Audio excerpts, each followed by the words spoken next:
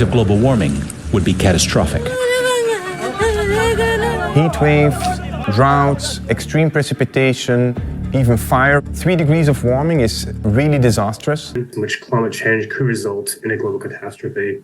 Report from hundreds of the world's top scientists issued a dire warning, saying that time is running out to save the planet. So let's start by defining existential risk. It means human extinction or the permanent and drastic curtailment of humanity's long-term potential. So how might climate change contribute to existential risk? In no uncertain terms, collapse, droughts, famines, poverty, disease. These will all become permanent and widespread features of human existence. Else all, but it is what we typically hear. So I'm just going to show you a very, very few select sort of snippets, but you hear this all the time, right? Guterres, our UN Secretary General, he tells us the world is facing a grave climate emergency. Every week brings new climate-related devastation, floods, droughts, heat waves, wildfires, superstorms. You know, we're in a battle for our lives, and climate change is the biggest threat to the global economy. This is sort of the standard conversation around climate change, and I'm going to argue not only is it untrue, or mostly untrue, but it's also very, very bad for us to actually find the smart ways that we are going to fix this real problem. So, fundamentally, I would love to walk through all of it, but I just have 35 minutes, and I want to make sure that we have lots of time afterwards for a Q&A. So I'm going to just go very quickly through a few of these things, and then what I want to do is to basically tell you how we should think about doing this smarter. But, please feel free if you have any of the other questions on some of the other things. I'm just going to show you hurricanes, right? Because hurricanes are such great stories. And this is one of the points that Hannah just mentioned. This is how we sell stories in the world. We don't sell stories with statistics. We sell them with stories, and hurricanes tell great, great stories. That's why this is such a fun picture to show, right? It's devastation. It's, a lot of people, their lives destroyed, possibly even drowned and dead, but clearly this has a huge impact. But is it actually true that we're seeing more and more hurricanes? No. If we look, and again, we have very poor data across the whole world, but we do actually have good data for the US since 1900 on landfalling hurricanes. Remember, we don't know how many hurricanes are out in the open ocean. We now know because we have satellites, but we didn't know before. So it looks like we have more and more because we get better and better at discovering them. So for instance, named storms, so 2 years ago, researchers estimated we saw 9 more named hurricanes than we would have in 2000. So not very long ago, just simply because of better technology. But if there was a landfalling hurricane, so one that actually came on shore, it seems unlikely that nobody would have noticed it, at least since 1900, because the whole Atlantic and Caribbean seaboard was populated by then. And if you look at that statistic, have we seen more and more hurricanes? No. Actually, the data show we've seen slightly fewer. Now, a lot of people would argue, but global warming will probably lead to stronger hurricanes. That's actually true. So global warming will probably mean we'll see fewer hurricanes, but stronger hurricanes. Fewer is better, stronger is worse. It turns out that overall, stronger outcompetes fewer, so overall we'll probably see more damage. That's why global warming is a real problem. But do we actually see that now? No. And that's also why we struggle to actually even show the fingerprint of this. If we look at the hurricanes for major hurricanes, so category 3 and above, again, we see the same decline. We also see this when we try to recalibrate it. It's very hard to get good data for the whole world. Probably we have it from 1955. It shows sort of the same progress, but we don't feel nearly as certain about this. But the reason why I'm showing you this is because the data doesn't confirm this, it's the end of the world. And I'm going to show you a lot more data on that. But part of this is because we're just richer and much more resilient. But this fundamentally undermines the conversation about this is the end of the world. And I think it's important to undermine that, because the end of the world means this is the only thing we focus on. If global warming is a meteor hurtling towards Earth, nothing else we do matters, right? That's the conversation that we have in much of the rich world. The only thing that matters is that meteor that's hurtling towards Earth. We just got to pull everything else aside and just focus on climate change. That makes sense if it is a meteor hurtling towards Earth, but it's not. And I'll show you a lot of other graphs, and I'll show you some of the economic evidence that indicate that this is not the case. It's a problem, not the end of the world. And if it's a problem, then we can start realizing, oh wait, there's a lot of other problems in the world. Climate change is one of them, but it's only one of them, and we need to fix all of them in the 21st century. And the rich world's sort of excessive focus on this one issue means that we end up ignoring a lot of other things that are very, very simple and very cheap to do, and where we could do a lot more good at much lower cost first. And so that was actually what my new book is about. So I did actually slip a little bit of it in. But what I want to talk about is, why are we then getting it so wrong on climate change? Why do we think this is the end of the world? I would argue it's to a very large extent because we miss that people adapt. So, just take a look at how many people die from climate-related deaths. We have pretty good data over the last 100 years. Again, we have probably worse data back in time, but it seems very unlikely that we would have missed really big stuff, right? So if we just look at climate-related deaths, floods, droughts, storms, wildfires, and extreme temperatures. We have good data from the International Disaster Database.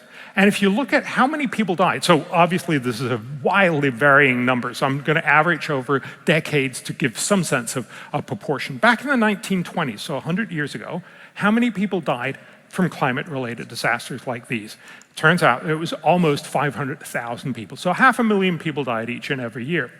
Now, most people would, certainly if you look at the news media, certainly if you think about how most young people experience this through their televisions, what would you expect? You'd expect this to be going up. Now, I admittedly, I already sort of gave it away because there's no space to go up, right? But what it actually does is it surprisingly drops dramatically. Last full decade, was that 18,000 people died each and every year in the 2010s. We've seen a reduction of about 96%. Last 3 years, and again, that's not really any numbers, it's not enough, but they were actually even lower. So last year was 11,000 people. So all the stuff you hear on the news translates into these 11,000 people. Now, mind you, you don't hear about most of these. Many of these are floods in India and flash floods in Afghanistan and other places you never hear about. You do hear about, for instance, the heat dome. Do you remember 2 years ago in the US and Canada? You hear a lot about that. You hear about the floods in Germany. So there's a few of these that we actually hear. But the whole point here is we're not well served if we just hear about a small fraction of it and believe this is what is basically eating up the planet. We think the planet is dying more and more, but actually what we see is a decline of somewhere between 96 and 98%. Two arguments that I most often see made against the current orthodoxy is the climate is changing, the reason is human action, and the results are going to be terrible, so we have to do something about it. That's what we are usually told by sort of respected authorities.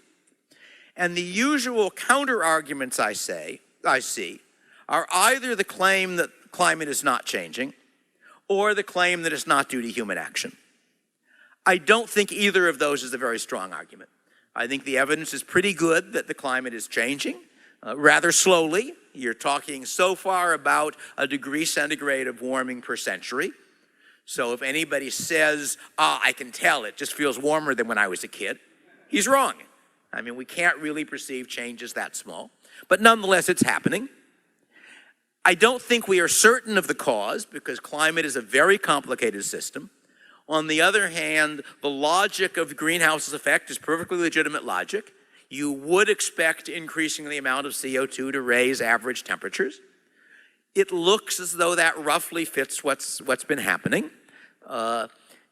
I should say something most people don't realize is that the IPCC, which is more or less the voice of the orthodoxy, only claims human causation starting about 1940 or 1950. It may well be farther back. Basically, the current warming trend starts about 1911 if you look at the data. And it may be that CO2 had some effect on that, but they are not confident enough that that's the explanation.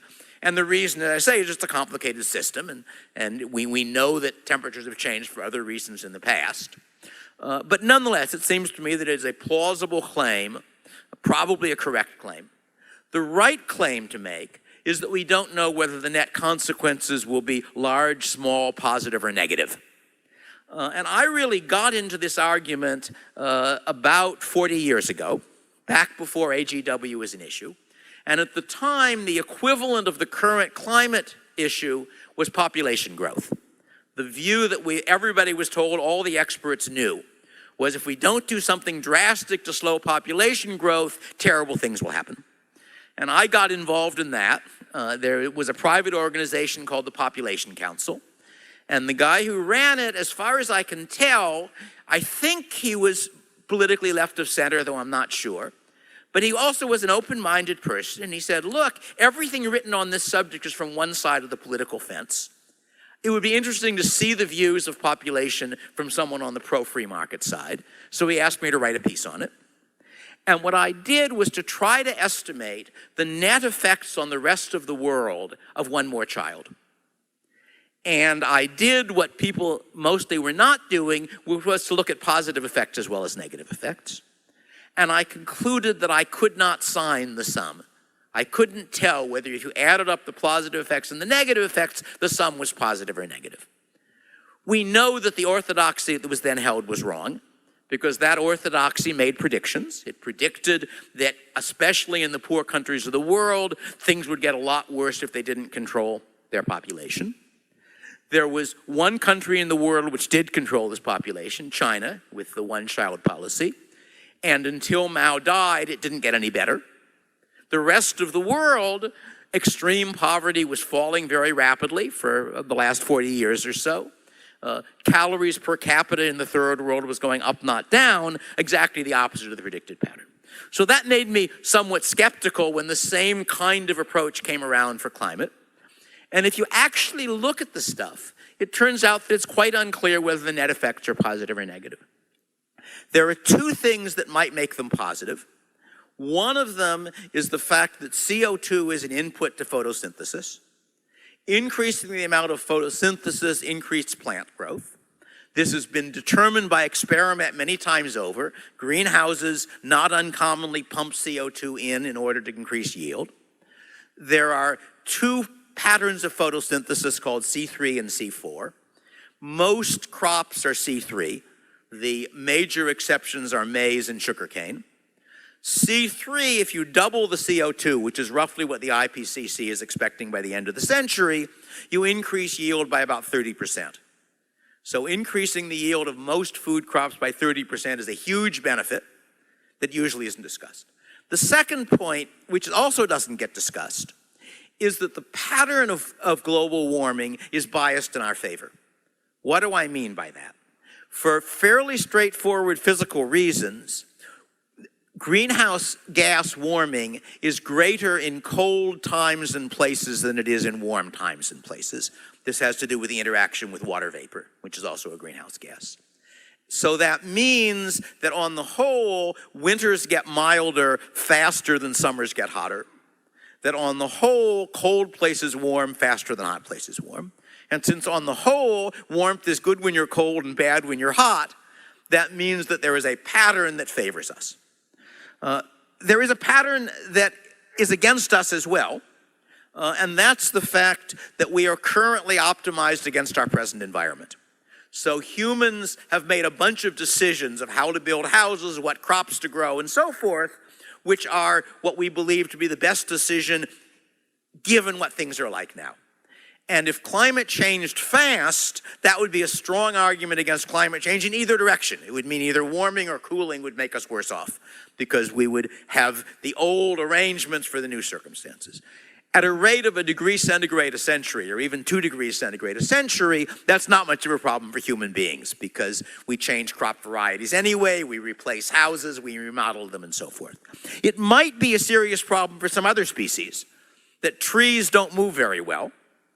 Trees have long generations, so evolving is very slow. So it might turn out that climate change means that some varieties of trees get affected by insects or other things that used not to be a problem when it was colder. So you could imagine significant negative effects for species other than ours. I think for humans directly, that's likely to be a minor effect. But my basic point here is that we are likely to have both good and bad effects from climate change. There isn't, contrary to the popular wisdom, a good reason to expect the net effects to be bad. There's some reason to expect them to be good, but not very strong. There is no good reason to expect them to be very bad, which is what most of the rhetoric suggests. If you're worried about sea level rise, by the way, there's a nice web page that lets you zoom in on any part of the globe and see the effect of any amount of sea level rise. And it turns out that at a meter, which is what the IPCC's high estimate is for the end of this century, the effect is invisible almost everywhere. Because roughly speaking, a meter of sea level rise shifts the coast in by about 100 meters. And if you think about 100 meters on a map, that's essentially invisible. Few places where that's not true, where you've got very low-lying places, but that's the rule.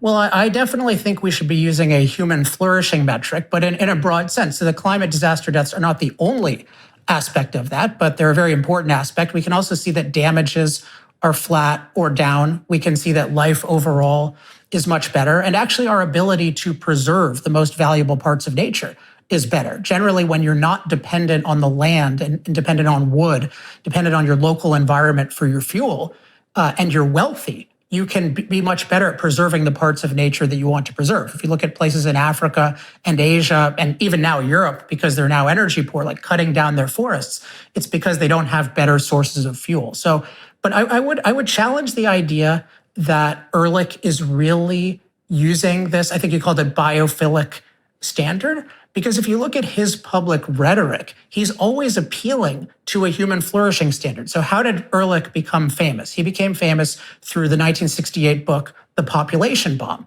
where he's telling human beings not, hey, the planet is going to become more impacted and that's intrinsically bad. He's saying you're all going to starve. And his close colleague, Sean Holdren, who was Obama's chief science advisor, he predicted in the 80s that we'd have up to 1 billion climate-related disaster deaths from famine by 2020, which has come and gone, and the world is better fed than ever. So what I find is that people who, I think internally, they don't really care about human flourishing, and they're really optimizing for eliminating our impact as much as possible, but they appeal to human flourishing to win over converts. Because if they really said the best possible Earth is the one that would exist had we never existed, and our goal is to eliminate as much human impact as possible as an end in itself, they would not win many converts. Will the lack of a red wave during the midterms lead to more reckless spending by a more emboldened administration, higher taxes, deeper inflation? If you're unsure how the next 2 years will unfold, talk to Birch Gold Group about protecting your savings with gold. Birch Gold makes it easy to convert your IRA or 401k into an IRA in precious metals, so you can own gold and silver in a tax-sheltered account. Gold is the world's oldest, most proven form of currency. When inflation soars and all other assets go sideways, gold is still there. This month, you can get a free gold back with every $5,000 purchase when you convert an existing IRA or 401k into a precious metals IRA with Birch Gold by December 22nd.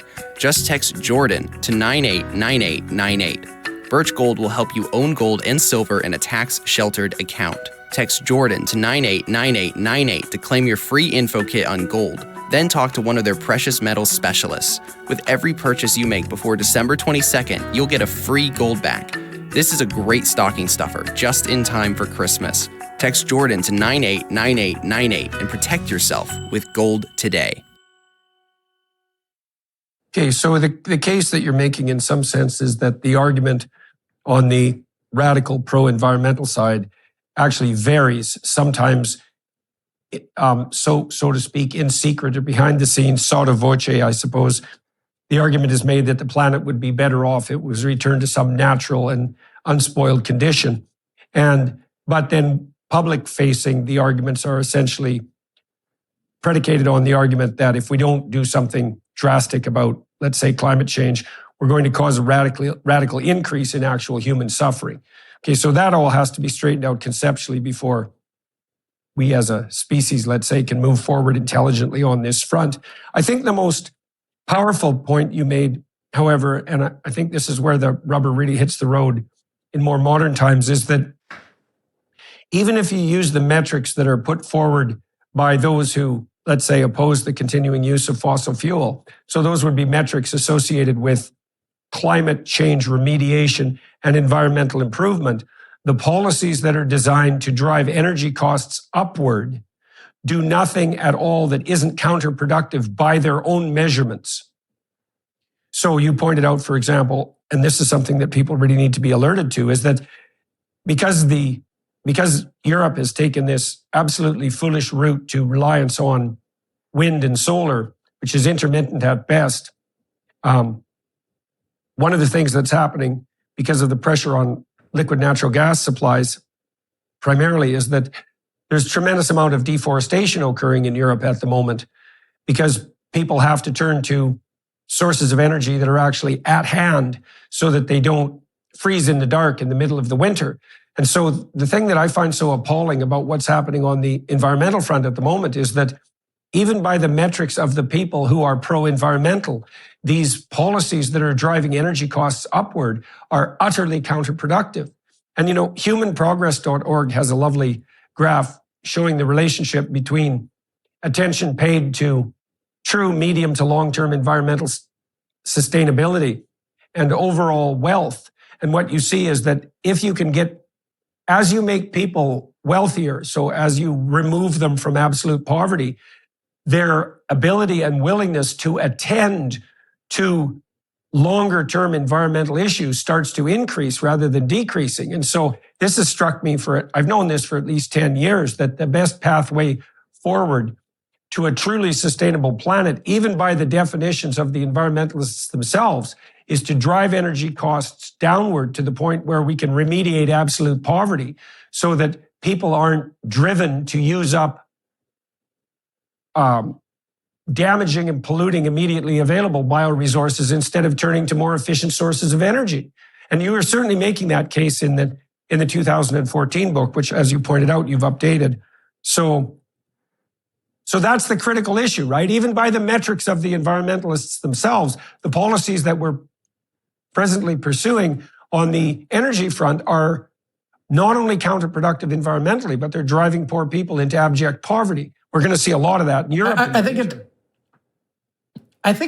it depends. So I think if you take the quote environmentalists as having a kind of pro-human interest in nature and pro-human interest in lack of pollution, this is true. But my belief is that the core of it is the belief that human impact is inherently bad.